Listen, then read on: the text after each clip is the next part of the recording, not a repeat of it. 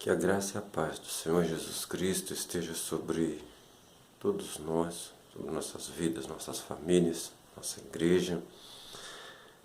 Neste momento nós vamos meditar em mais uma lição da Escola Bíblica Dominical, da nossa revista. E o tema é: por que Deus permite o mal? É uma pergunta que a gente ouve muitas vezes e a gente tem diversos modos de responder, sempre apontando para a mesma resposta. Espero que neste estudo nós consigamos fazer da melhor forma possível e que o nome do Senhor seja engrandecido no meio de um povo que o busca para aprender mais dele. E a Bíblia diz que o prudente se dá por avisado e se desvia do mal. Que o Senhor nosso Deus, a nossa oração nesse momento é que o Senhor nos dê sabedoria para sermos prudentes. Que Deus encontre em nós corações dispostos a se deixar ensinar para aprender a prudência. Ok? Então, o tema da nossa lição é: por que Deus permite o mal? É uma pergunta. O texto-chave diz: destilai vós céus dessas alturas, e as nuvens chovam justiça. Abra-se a terra e produza-se salvação, e a justiça frutifique juntamente. Eu, o Senhor, as criei. Eu, o Senhor, as criei. Isaías 45:8. A verdade teológica diz: Jesus a ninguém julgou na sua primeira vinda, mas deixou aberto o manual da justiça para o dia do juízo. Jesus trabalha de forma a chamar e a mostrar como ele vê as situações onde nós estamos. A leitura bíblica congregacional está em Isaías 45, versículos 6 a 12. Diz assim: para que se saiba desde o nascente, desde o poente, que fora de mim não há outro. Eu sou o Senhor e não há outro. Eu formo a luz e crio as trevas, eu faço a paz e crio o mal. Eu, o Senhor, faço todas essas coisas. Destilai vós céus dessas alturas, e as nuvens chovam justiça. Abra-se a terra, produza-se salvação, e a justiça frutifique juntamente. Eu, o Senhor, as criei. Ai daquele que contende com seu Criador, caco entre outros cacos de barro. Porventura, dirá o barro que o formou: que fazes? Ou a tua obra não tens mãos? Ai daquele que diz ao pai: que é o que geras, e à mulher: que dás à luz. Assim diz o Senhor, o Santo de Israel, aquele que o formou: perguntai-me as coisas futuras, demandai-me acerca de meus filhos e acerca da obra das minhas mãos. Eu fiz nela a terra e criei nela o homem. Eu o fiz, as minhas mãos estenderam os céus e todos os seus exércitos dei as minhas ordens. A elucidação textual desse texto, a elucidação textual desse pedacinho que nós acabamos de ler, ela é uma explicação rápida sobre o texto. É muito importante a gente aqui nos contextualizarmos já nesse assunto para nós estudarmos aqui. Então eu vou falar a elucidação textual antes da leitura semanal, só para a gente manter bem vivo aqui o porquê desse texto ter sido escolhido para esse assunto. O versículo 6, que é o princípio aqui que nós lemos, liga os demais, os primeiros versículos do capítulo 45 de Isaías, à promessa de libertação de Judá do cativeiro babilônico por meio de Ciro, rei da Pérsia, que ainda não era uma potência militar. Deus está usando uma linguagem bastante contundente através do profeta Isaías para mostrar ao seu povo em rebeldia que ele, o próprio Deus, traria o mal sobre eles. A paz e a luz são criações de Deus e são opostas ao mal e trevas. não as trevas físicas, mas as trevas espirituais, trazidas à existência pelo pecado humano. Mas no versículo 7 está claro que Deus usa esses agentes para dar a cada um segundo suas atitudes. Ele mesmo permitiria a derrota e a queda de Judá. É isso que está escrito: eu formo a luz e crio as trevas, eu faço a paz e crio o mal. Eu, Senhor, faço todas essas coisas. Era um contexto de guerra, era um contexto onde o Senhor já ia permitir a guerra e a destruição deles por causa dos seus pecados. Não era, então o Senhor está falando, ele falou assim, olha, parafraseando aqui, é como se o Senhor dissesse assim, olha, por causa do pecado, vocês trouxeram à existência essas coisas que vocês mesmos não gostam. Mas eu vou permitir, eu vou criar agora aí o mal, eu vou criar as trevas sobre a vida de vocês, mas o Senhor estaria lançando mão das coisas que existiam por causa do pecado. Eu vou criar nesse contexto, nesse território, nesse tempo, sobre essas pessoas, porque eu estou tratando com elas. Eu as estou punindo. Então, veja bem, Deus usa os próprios meios do mal que o homem criou para punir o homem que é o praticante do mal. Tá? No versículo 8, o profeta mostra o que produz salvação da parte de Deus. Justiça divina vem dos céus, destilai vós céus destas alturas, e as nuvens chovam justiça. E aceitação na terra, abra-se a terra e produza-se salvação, e a justiça frutifique juntamente. Eu, o Senhor, as criei. Então você vê, o Senhor destila dos céus, e a terra se abre para receber, e aí se forma, se frutifica a salvação. Há uma repreensão quanto ao contender com Deus e com os pais, com atitudes reprováveis e que impedem que se obtenha uma mente aberta para entender os caminhos de Deus com relação ao trato com seu povo e as nações.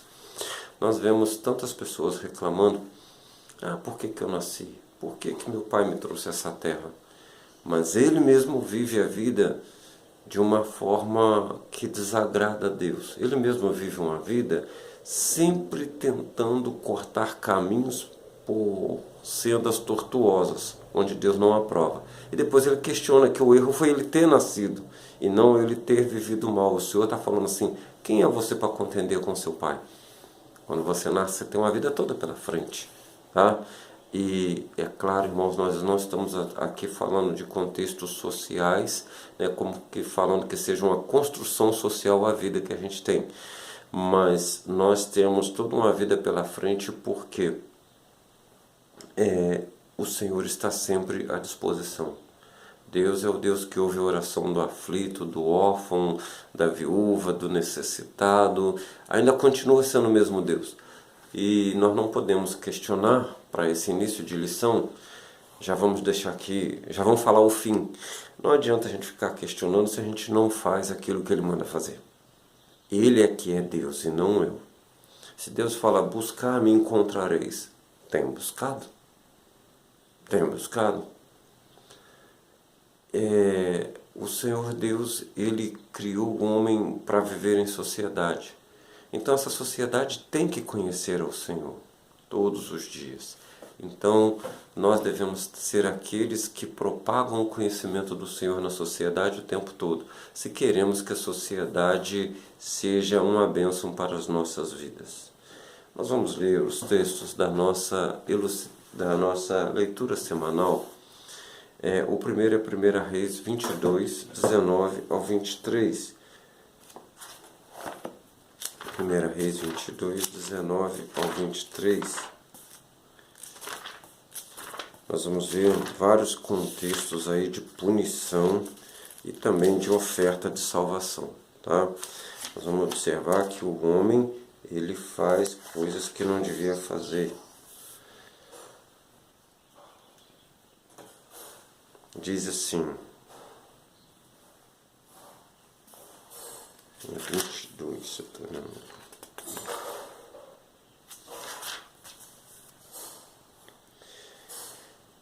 Continuou Micaías. Ouve, portanto, a palavra do Senhor. Viu o Senhor sentado sobre o seu trono, e todo o exército do céu estava junto a ele, a sua mão direita e a sua esquerda. Perguntou o Senhor: quem induzirá Acabe a subir para que caia em Ramote de Gileade? Um dizia desta maneira e o outro de outra. Então saiu um espírito, se apresentou diante do Senhor e disse: eu o induzirei. E o Senhor lhe perguntou: de que modo? Respondeu ele: eu sairei e serei um espírito mentiroso na boca de todos os seus profetas. Diz o Senhor: tu o induzirás e ainda prevalecerás. Sai e faze assim. Assim agora o Senhor pôs o espírito mentiroso na boca de todos estes teus profetas, e o Senhor falou o que é mal contra ti. Então, veja bem, acho que não existe um rei tão perverso como Acabe, tão afastado de Deus quanto Acabe. Um péssimo exemplo de espiritualidade, de fazer tudo ao contrário do que Deus manda. A história dele é longa na Bíblia exatamente porque ele é o exemplo do que não se deve fazer. E essas pessoas existem. Sejam reis como Acabe, sejam pobretões, plebeus, elas têm esse mesmo modo de agir. E aqui o Senhor está convidando, está chamando. Olha aqui, presta atenção. Quem Acabe pensa que é para constituir profetas em meu nome para falar para ele o que ele quer ouvir? Ele não quer mudar de vida, ele não quer me buscar, ele não quer se humilhar diante de mim para eu ser Deus na vida dele e produzir o bem. Então, já que ele quer um engano, eu vou lhe dar engano. Ele pensa que ele está me enganando, mas eu estou enganando ele com o engano dele. E eu vou o induzir à destruição. Mas a destruição que ele quer, porque ele quer me manipular. Deus não se deixa manipular, queridos. Isaías 30, versículos 27 ao 33. Isaías 30, 27 ao... Mais uma vez, numa linguagem bem contundente, vai o Senhor dizer: o nome do Senhor vem de longe, ardendo na sua ira e lançando espessa fumaça. Os seus lábios estão cheios de indignação, e a sua língua é como um fogo consumidor. A sua língua é como um fogo consumidor. Ele fala, e a palavra de justiça na sua boca é um problema para aquele que quer desobedecer, não é? A sua respiração é como um ribeiro que transborda e chega até o pescoço. Ele peneira as nações com peneira de destruição. Olha só. Ele coloca nos queixos dos povos um freio de fazer errar. Palavra para século 21. Um cântico haverá entre vós, como na noite em que se celebra uma festa santa, alegria de coração como a daquele que sai ao som da flauta, para ir ao monte do Senhor, a rocha de Israel. O Senhor fará ouvir a glória da sua voz e mostrará o golpe do seu braço com indignação de ira e a labareda de um fogo consumidor e tempestade forte de pedra de saraiva. A voz do Senhor desfará em pedaços a Assíria, quando ele a ferir com a vara. A cada pancada do bordão do juízo que o Senhor der, haverá tamborins e harpas, e combaterá vibrando golpes contra eles. Tofete está preparada há muito, está preparada para o rei. Ele a fez profunda e larga, a sua pira é fogo e tem muita lenha, e sopro do Senhor como torrente de fogo, e a acende. Um torrente de enxofre a acende. Então você observa a linguagem do Senhor produzindo salvação e destruição dos opressores. É uma linguagem que nós não gostamos, né? Uma linguagem dura, difícil, mas se faz necessária.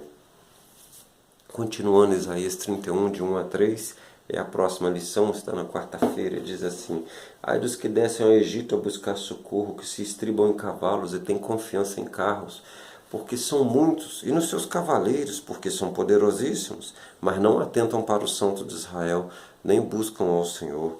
Todavia este é sábio e faz vir o mal, ele não retira suas palavras. Olha aí, todavia este, o Senhor, é sábio e faz vir o mal e não retira suas palavras. Ele se levantará contra a casa dos malfeitores e contra a ajuda dos que praticam a iniquidade. Mas os egípcios são homens e não Deus. os seus cavalos carne e não espírito. Quando o Senhor estender a sua mão, cairão por terra, tanto o ajudador quanto o ajudado, e todos juntamente serão consumidos. Então não adianta buscar ajuda na impiedade, nem que a impiedade tenha nome falso de piedade. Porque a Bíblia diz que cairão tanto o ajudador quanto o ajudado. O Senhor não permitirá que o mal prospere. Ele punirá o mal com o mal que ele traz, né? Então o Senhor vai mostrando que isso é uma coisa cíclica. Quem pratica o mal vai receber o mal. Ele vai falar assim, o Senhor fez. A Bíblia diz que o Senhor fez porque o Senhor permite. O Senhor permite. O Senhor ungiu Saul como rei de Israel. Saul começou a desviar do Senhor. O Senhor permite um espírito mau a afrontar Saul, a ponto dele ficar desesperado, sem nada ao redor dele estar errado. E quem poderá questionar?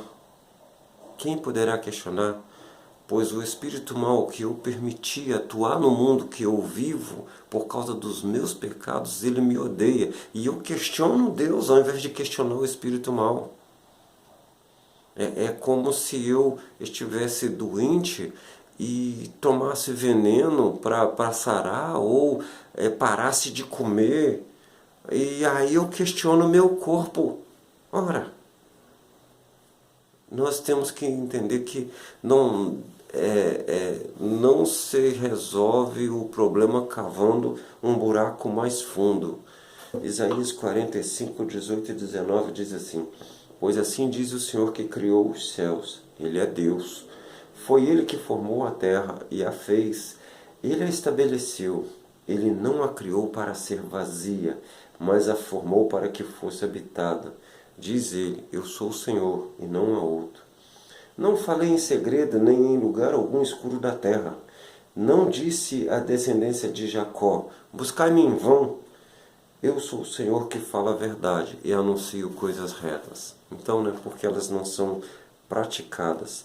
Também Isaías 53, 1 a 12, nós vamos ver aí o Senhor mais uma vez, falando, eu estou chamando vocês, presta atenção no que eu estou falando.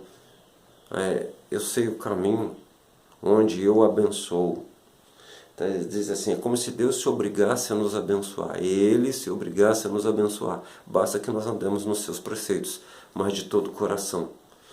Não é andar nos preceitos de forma fria, calculista, como se fosse uma questão de merecimento. Então tem que ser assim. Que a gente possa aprender nessa lição que Deus não quer pessoas que simplesmente deixam de ser idólatras, não adoram deuses vãos, mas que nós sejamos pessoas que, além de não adorar deuses vãos, nós amamos ao Senhor de todo o nosso coração, nós adoramos de todo o coração ao Deus verdadeiro. Não é parar no meio do caminho, não é fazer uma coisa que eu não gosto de fazer, muito pelo contrário, nós somos chamados a buscar o Senhor até que o nosso ser o receba por completo. E aí você vai encontrar a verdadeira fonte da felicidade. Diz assim o texto: quem deu crédito à nossa pregação e a quem se manifestou o braço do Senhor, ele foi subindo como renovo perante ele, como raiz de uma terra seca. Não tinha parecer nem formosura, e olhando nós para ele, nenhuma beleza víamos para que o desejássemos. Era desprezado e o mais indigno entre os homens, homem de dores e experimentado no sofrimento. Como um de quem os homens escondiam o rosto, era desprezado, e não fizemos dele caso algum. Verdadeiramente ele tomou sobre si as nossas enfermidades, e as nossas dores levou sobre si. Contudo, nós o consideramos como aflito, ferido de Deus e oprimido. Mas ele foi ferido pelas nossas transgressões e moído pelas nossas iniquidades. O castigo que nos traz a paz estava sobre ele, e pelas suas pisaduras fomos sarados. Todos nós andávamos desgarrados como ovelhas, cada um se desviava pelo seu caminho, e o Senhor fez cair sobre ele a iniquidade de nós todos. Ele foi oprimido e humilhado, mas não abriu a sua boca. Como cordeiro foi levado ao matadouro, e como a ovelha muda perante os seus tosqueadores, ele não abriu a sua boca. Pela opressão e pelo juízo foi tirado. E quem pode falar da sua linhagem? Pois foi cortado da terra dos viventes. Pela transgressão do meu povo foi ele atingido. Presta bem atenção nisso. Pela transgressão do meu povo foi ele atingido. Então ele assumiu a culpa do pecado. Deram-lhe sepultura com os ímpios e com o rico na sua morte, embora nunca tivesse cometido injustiça, nem houvesse engano na sua boca. Todavia o Senhor agradou moê-lo, fazendo-o enfermar. Quando a sua alma se puser por expiação do pecado, verá a sua posteridade, prolongará os seus dias e o bom prazer prosperará na sua mão. Ele verá o trabalho da sua alma e ficará satisfeito com o conhecimento. O meu servo, o justo, justificará a muitos, e as iniquidades deles levará sobre si. Pelo que lhe darei uma porção entre os poderosos, e com os fortes repartirá ele o despojo, porque derramou a sua alma na morte, e foi cortado com os transgressores. Pois ele levou sobre si o pecado de muitos, e pelos transgressores intercedeu. Guarda bem esse versículo aqui, versículo 10 e versículo 11. Todavia o Senhor agradou moê-lo, fazendo-o enfermar. Quando a sua alma se puser por expiação do pecado, verá a sua posteridade, formará um povo para si, prolongará os seus dias, e o bom prazer do Senhor prosperará na sua mão. Ele verá o trabalho da sua alma e ficará satisfeito. Com o seu conhecimento, o meu servo, o justo, justificará muitos, e as iniquidades deles levará sobre si. É o trabalho da alma de Cristo em nosso favor. Então, o Senhor tem muito mais a nos oferecer do que o mal. Nós é que fazemos, muitas das vezes, as escolhas erradas.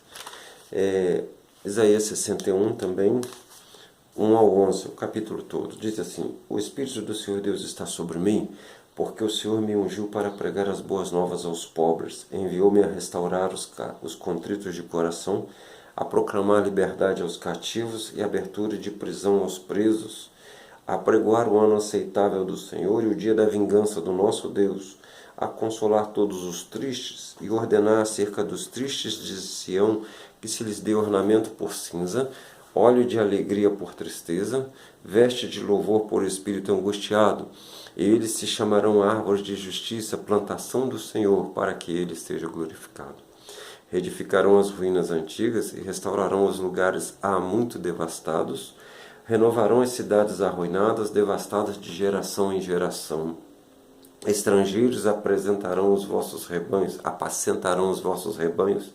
estranhos serão os vossos lavradores e os vossos vinhateiros. E vós sereis chamados sacerdotes do Senhor, e vos chamarão ministros de nosso Deus. Comereis a abundância das nações, e na sua glória vos gloriareis. Em lugar da sua vergonha terão dupla porção, e em lugar da afronta exultarão na sua herança. Pelo que na sua terra possuirão o dobro, terão perpétua alegria. Pois eu, Senhor, amo a justiça, odeio o roubo e a iniquidade. Na minha fidelidade lhes darei a sua recompensa e farei uma aliança eterna com eles. A sua posteridade será conhecida entre as nações, e os seus descendentes no meio dos povos. Todos quantos os virem os conhecerão como descendência bendita do Senhor. Eu me regozijo muito no Senhor, a minha alma se alegra no meu Deus, pois ele me cobriu com veste de salvação e me envolveu com um manto de retidão, como o noivo que se adorna com um turbante, como a noiva que se enfeita com as suas joias. Porque como a terra produz os seus renovos, e como o jardim faz brotar o que nele se semeia, assim o Senhor Deus fará brotar a retidão e louvor perante todas as nações. Então a oferta de justiça é muito maior do que a oferta de juízo. Tá? Deus tem um prazer na justiça e na salvação. O juízo ele o usa, mas o prazer dele é na salvação. Entenda isso. Tá? Aqui tem promessas feitas a Israel que não se cumpririam como nação, porque ela nunca abandona o pecado, né? não se cumprem na sua como é que vai se dizer, na sua totalidade, porque ele não abandona o pecado na totalidade. Embora Deus passa por períodos de restauração em Israel, nós sabemos que ainda tem coisas aqui a ser cumpridas e que a igreja como um todo, a igreja, todos os gentios, está incluído. Então, nós sabemos que esse mundo ele está sob juízo e haverá ainda um grande juízo para que todas essas bênçãos venham sobre aqueles que realmente recebem a proposta do Senhor. Então nós não podemos ficar aqui querendo remendar esse mundo como se ele fosse eterno. Nós fazemos as nossas obrigações como cidadãos, nós lutamos como pessoas por nossas famílias, mas sabemos que o estado de bem-aventurança completa só quando o Senhor julgar totalmente, trazer o juízo final sobre esse mundo, tá? Onde ele não vai mais permitir que o ímpio continue fazendo impiedade. Ele vai pôr um fim na existência do ímpio aqui no meio dos justos, tá? Então o ímpio ele terá um lugar onde só vai ter ímpio, e os justos vão estar num lugar onde habita a justiça para todo sempre. Então vai haver uma separação. Essa questão do problema do bem e do mal, eles existem não como um conflito de forças e nós estamos no meio dessa guerra, mas eles existem junto com o ser humano, porque o ser humano ele faz a opção do mal. Se o ser humano não quisesse o mal, ele não existiria. Mas o mal que eu acuso Deus de permitir, eu o crio. Deus o permite porque ele já está aí. E é a linguagem que eu entendo. E você observa que Deus permitiu o mal, o que a gente chamaria de mal, nós não aceitaríamos isso na nossa vida, para punir o pecado, para mostrar, olha só o que o pecado traz. E ele puniu na pessoa do Senhor Jesus Cristo. A maior punição de pecado que já existiu. Até porque, mesmo que ela não fosse tão cruenta, ela já seria maior, porque ele era inocente, né? Ele estava tomando o nosso lugar. Bom, vamos para os comentários da lição então. Introdução, diz assim: o contexto é de severa repreensão quanto aos pecados de Judá e Jerusalém. Contexto da leitura bíblica congregacional. Mesmo sendo no tempo do bom rei Ezequias, havia adoração a deuses falsos e alianças militares com pagãos, onde o povo colocava a sua confiança. Antes da sua entrada em Canaã, Deus já havia mostrado aos israelitas que quem os guardava era ele próprio. Seu exército deveria ter apenas infantaria, soldados a pé, armados, mas a pé, para que eles não se apoiassem na força dos cavalos e carros de guerra e se esquecessem disso, que era o Senhor quem dava a vitória. Irmãos, está muito bem explicado em Deuteronômio 17, versículos 15 e 16, e Deuteronômio 20, versículo 1. Segundo o relato bíblico, principalmente Salomão desobedeceu a essa ordem. 1 Reis 4, 26, vai mostrar que Salomão, em um tempo de muita prosperidade, derivada da bênção de Deus sobre o reinado dele e de seu pai Davi, ele tinha cidades e estábulos, ele tinha 40 mil cavalos, e ele fazia comércio com o Egito, onde Deus falou que não era para fazer, exatamente daquilo que Deus falou que não era para fazer, comércio de cavalos. Ah, mas eles revendiam e tinham um lucro. Deus falou para não fazer. Deus falou para não fazer. Mas você não entende que o negócio traz prosperidade, mas ele falou para não fazer. É uma coisa muito interessante. Olha a agricultura hoje. A agricultura, ela ocupa espaços reduzidos, onde ela só traz lucro. A agricultura onde dá trabalho produzir, ela é rejeitada. E a terra é levada à exaustão. A pouca terra que se usa com a agricultura é levada à exaustão. E são colocados aditivos químicos, que nada mais é uma fonte de lucro das grandes corporações. tá? E a terra vai produzindo, ela só produz agora porque ela recebe esse insumo, essa compensação. Mas Deus falou lá no passado que Ele daria tudo que eles precisassem se eles deixassem a terra descansar. E a terra tinha períodos de descanso absurdos. A cada 7 anos, um ano era de descanso. A terra descansava. E havia descanso que coincidia da terra descansar 2 anos. E a promessa de Deus era que eles ainda teriam nos seus celeiros guardado até a próxima produção da terra depois do descanso. E eles jogariam fora o velho para colocar o novo. E olha que a terra hoje é elevada à exaustão, as produções são absurdas e essa exaustão da terra é fruto da ganância do homem, e dentro da ganância do homem ele joga a produção fora, mas outro morre de fome. Olha como que nós estamos.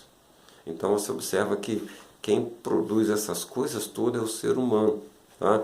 E quando Deus permite, aí você vai entender o preço que é ter um cérebro, uma mente que pode fazer o certo e pode fazer o errado, que tem liberdade de escolha. Esse preço é caríssimo, né? Então é muito caro. Então vamos lá.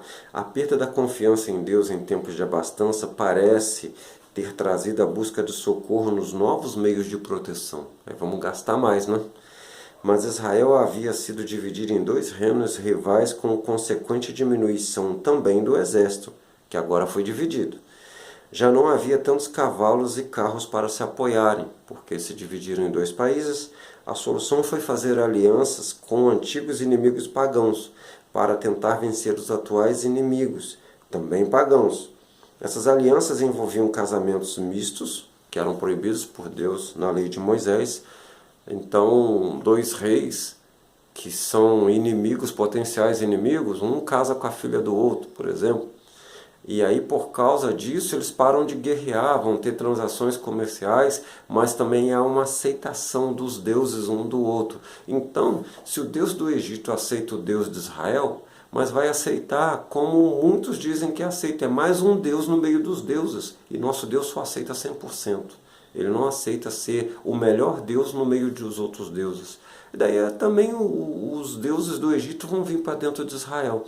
E novamente Deus vai ser mais um entre outros deuses, coisa que ele não aceita. Ele não aceita. O problema começa aí, né?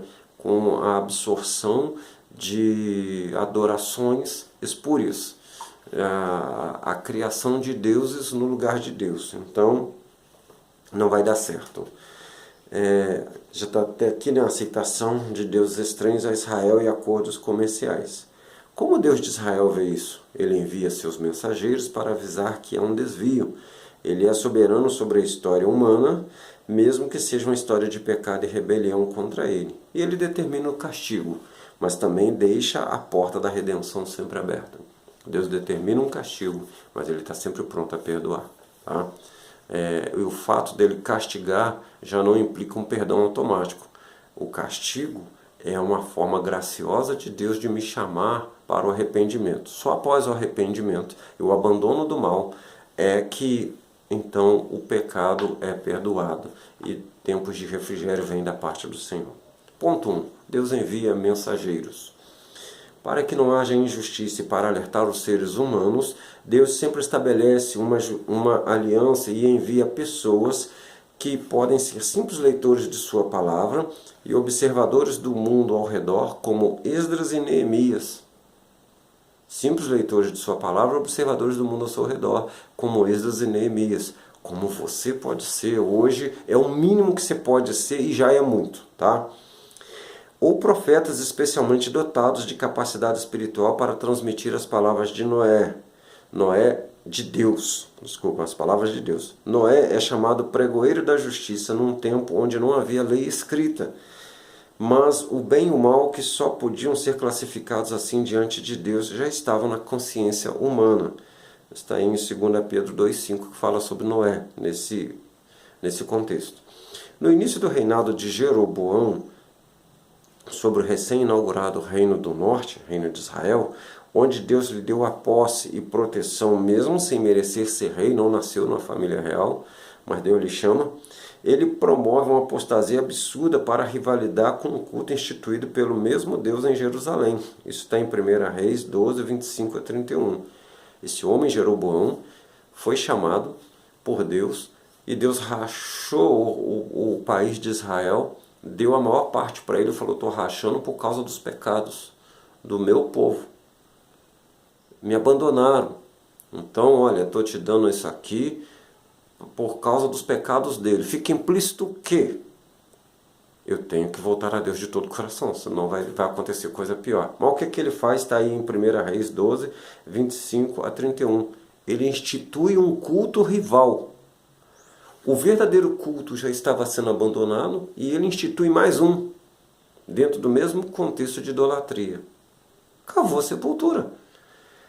Diz aí, um profeta foi enviado ao rei e mostrou no que dariam seus atos pecaminosos contra Deus e confirmou seu envio com 2 milagres na frente do rei e do povo reunido. 1 Reis 13, 1 a 7.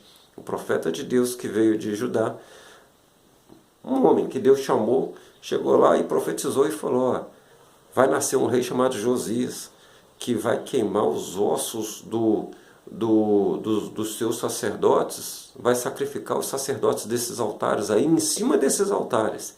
E Josias nem sequer estava no projeto ainda de nascer. E para que você saiba que eu estou falando, o altar vai rachar e vai cair a cinza dele no chão, o que parecia ser um sacrilégio, pois aconteceu na mesma hora. Mas o rei não se deu por vencido. Jeroboão levanta a mão e fala assim: pega ele aí. No que ele levantou a mão, a Bíblia diz que a mão dele secou, deve ter ficado dura, parada, ele não conseguia recolher a mão.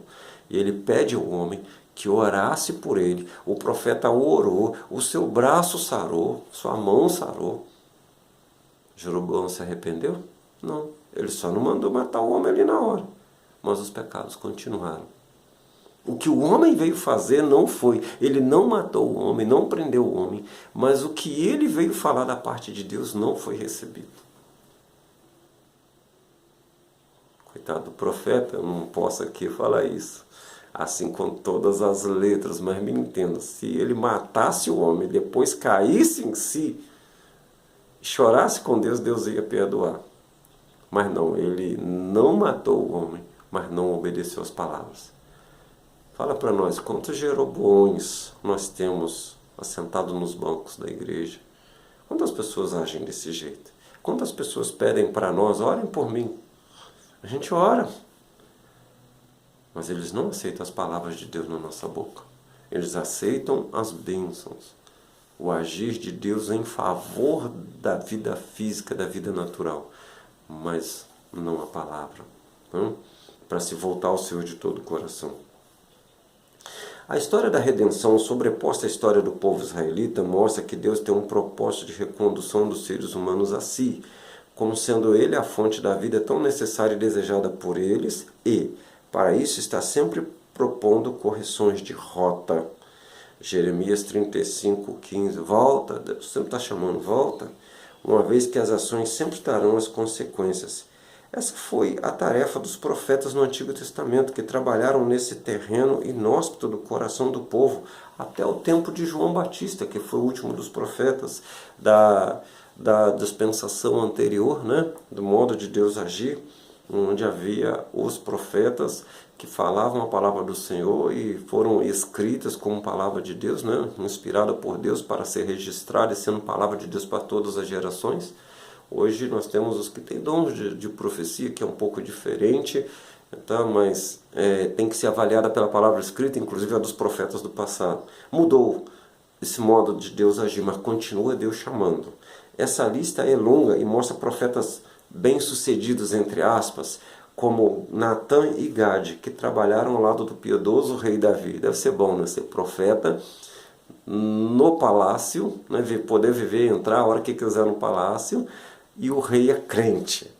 Você imagina, nós temos aí um presidente da república que gosta que vai lá falar com ele. Deve ser muito bom ficar perto dele, Por isso que eu coloquei aqui entre aspas, bem-sucedidos, que essa palavra já ia ser aceita, E também tem os profetas mal sucedidos, né, diante dos homens, mas não diante de Deus, que sofreram com o povo não ouvindo suas exortações e ainda sofreram o dano junto com eles, como Isaías, Jeremias, Oséias, Amós, a lista é grande. E ainda os que viveram no exílio, foram para o exílio, porque o povo foi para o exílio, Deus deixou eles irem também. Por isso que a igreja sofre no tempo de hoje. Eu posso citar aqui Ezequiel, que profetizava aos judeus cativos, lá junto ao rio Quebar, na Babilônia, e Daniel, que também na Babilônia profetizava aos vários profetas, impérios mundiais, mas eram exilados de Judá. Também mostra os profetas da restauração, que tiveram seus ministérios em tempos de miséria no retorno do exílio em Judá, e ministraram um povo não idólatra, mas frio espiritualmente. Podemos citar aqui Ageu, Zacarias e Malaquias. Que tristeza ministrar um povo frio espiritualmente. Eles aprenderam a não adorar a deuses falsos, a ídolos. Mas esse povo não aceitava o Deus verdadeiro. Eles eram formalistas. Eles faziam todos os ritos, mas o coração deles não está ali. É como um casamento sem amor, mais ou menos por aí. Ponto 2, Deus como soberano. Bom, então Deus envia mensageiros para chamar de volta, mas entenda, Ele é soberano. Tá? Deus como soberano. Desde que a história humana foi inaugurada, esta história humana tem sido de pecado e afastamento por parte do homem e de busca e redenção por parte do Criador. Então Deus é o Deus que busca. Deus está sempre buscando. Tá? Mesmo que haja separação por causa do pecado, Isaías 59, 2 é tremendo, diz que os pecados, as iniquidades fazem separação entre Deus e o homem. Não que Deus não possa estar com o homem, mas quem empurra Deus para lá é o meu pecado, a minha iniquidade. Não há perda do controle da história por parte de Deus, mesmo que haja isso, porque é uma história de redenção. Então, Deus não perdeu na história, porque na história da redenção Ele continua chamando e continua salvando os que dão ouvidos, e continua punindo os que não dão ouvidos, até o ponto onde vai haver a ruptura final. Está na mente de Deus esse dia, esse momento. Assim, Ele, Deus, é o Senhor da história. Ele mostrou ao rei Nabucodonosor, um rei pagão, em um sonho as coisas que iam acontecer em termos de geopolítica em tempos após a vida dele. E este agiu de um modo terrível. Daniel 2,5. Ele, para entender o que estava acontecendo, ele solicitou que os seus astrólogos, os seus adivinhos que ficavam ali em volta dele, adivinhassem o sonho para depois da interpretação. A pessoa trabalhar para um homem desse, não dá não, né? Então ele agiu desse modo terrível que só serviu para propagar mais o conhecimento da soberania divina e registrar por escrito que ele, o Deus de Israel, é quem estabelece e derruba reinos. Isso está em Daniel 2, 12 a 16, 46 a 49 e também em Daniel 2, 20 a 22. O que vai acontecer é que as pessoas não conseguem trazer a adivinhação, tá, que ele está pedindo. Mas Daniel fala assim, peraí, eles não conseguem, mas tem um Deus no céu que me fala. Dá um tempinho que eu vou ali falar com Deus e vou te trazer o sonho e a interpretação. E o homem falou, então tá bom, eu vou esperar, porque ele ia matar todo mundo, ia ficar sem saber também, né?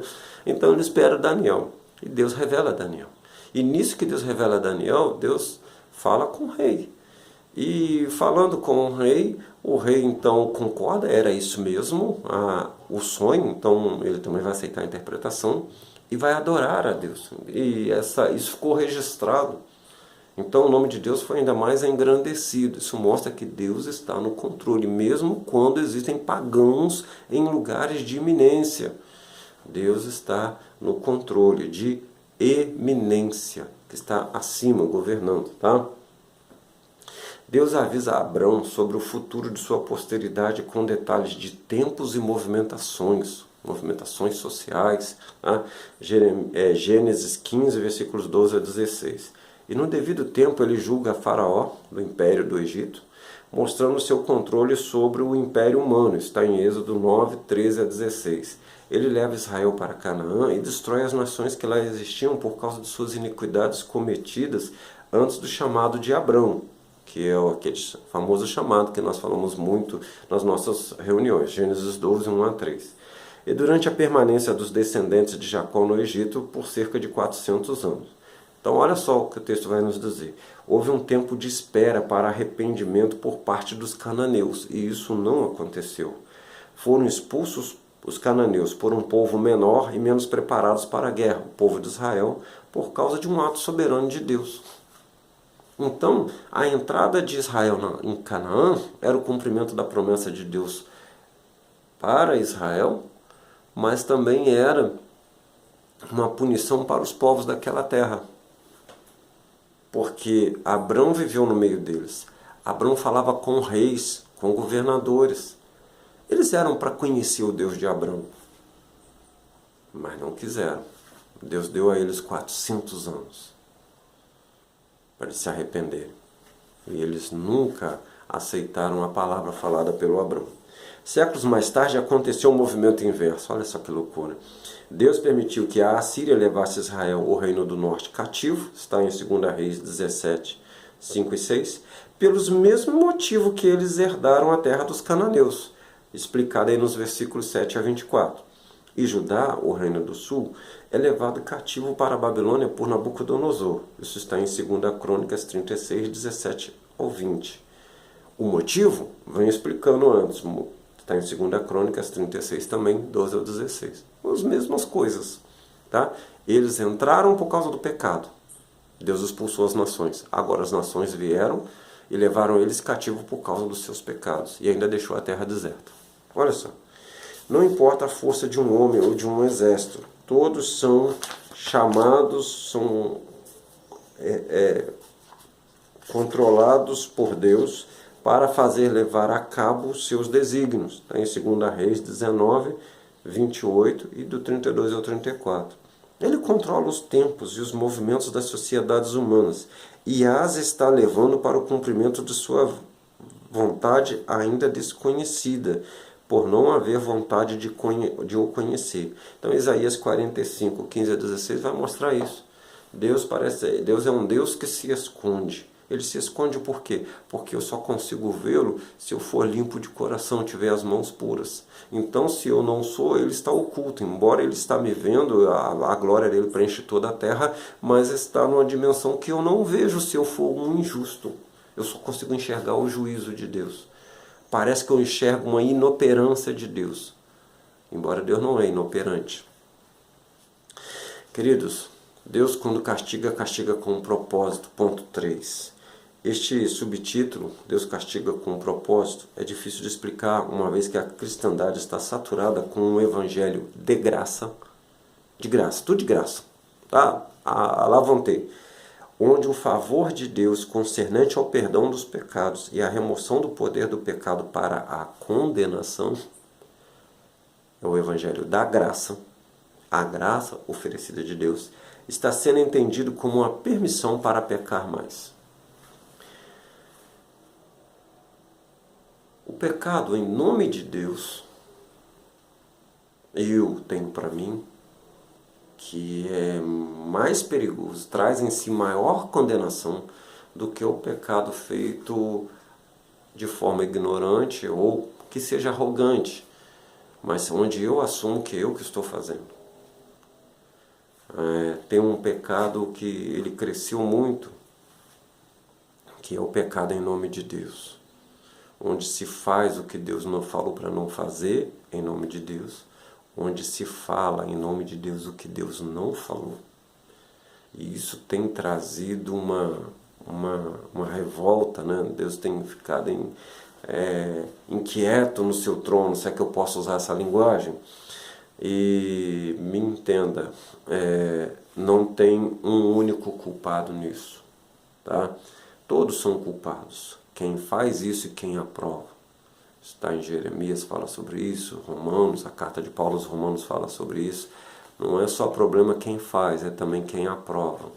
E muitos dos que sofrem o dano, eles só sofrem o dano porque eles são os pequenininhos no negócio, mas eles queriam ser os grandes. Eles só foram enganados. tentando enganar, eles foram enganados, tá?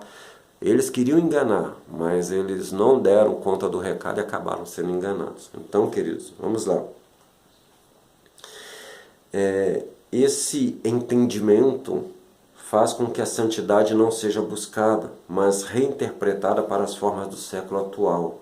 Faz com que seus adeptos se disfarcem entre a multidão de perdidos aos quais foram enviados e possam amenizar os impactos da entrega da mensagem divina. Acabam por massagear os egos. Assim como a criação de seus filhos nos dias atuais tem sido um assinte para que se formem homens e mulheres instruídos e experimentados para os reveses da vida particular, familiar e social, também o modo como Deus opera para preparar para si um povo tem sido denegrido na retórica das palavras e nas atitudes humanas. Mas será que Deus vai se contextualizar para moldar seu modo de fazer as coisas para ganhar os perdidos, como nós fazemos com a criação de filhos hoje? Os filhos são verdadeiros reis dentro dos seus lares, ou para os seus pais, ou para os seus cuidadores, né? Para professores, por exemplo. Eles têm tantos direitos que acabam não tendo deveres. E no final das contas, esses direitos não lhes trazem a vida que eles precisam. Não podem ser contestados no futuro, se tornam tiranos. E nós estamos vendo que o mundo é feito de governo de tiranos, porque ninguém resolve os problemas da humanidade. Isso quer dizer que a tirania está mesmo onde se fala em nome de democracia. Então, isso é fruto de quê? Dos lares.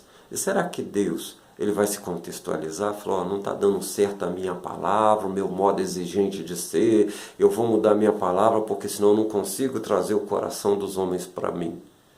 Quem diz que Deus precisa do coração dos homens?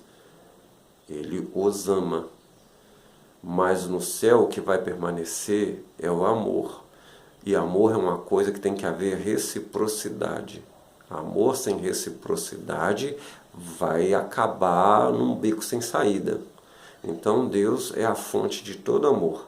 E se eu quero realmente que esse amor venha sobre mim, eu tenho que ir a essa fonte. E pronto.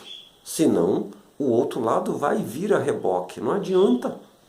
Não adianta, eu estou questionando Deus, mas Deus não vai mudar.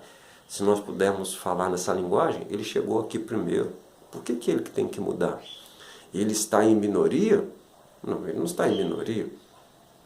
Ele é o único Deus. Então ele é o único no que ele é, então ele é a maioria. Ah, não, mas nós somos uma outra classe, nós somos seres humanos. Mas ele se fez carne, você esqueceu? Até por essa analogia simplesmente lógica, ele ainda está participando. Olha só. E se tudo acabar, se todos nós acabarmos, ele continua sendo Deus. Ele não vai ficar depressivo. Então nós precisamos dele. Não adianta afrontá-lo na sua palavra como os filhos nossos afrontam os pais. Por que os nossos filhos nos afrontam, né, nessa geração? Porque nossa autoridade acabou por causa do pecado. Nossa autoridade se foi. Agora a de Deus não diminuiu. Me entendam.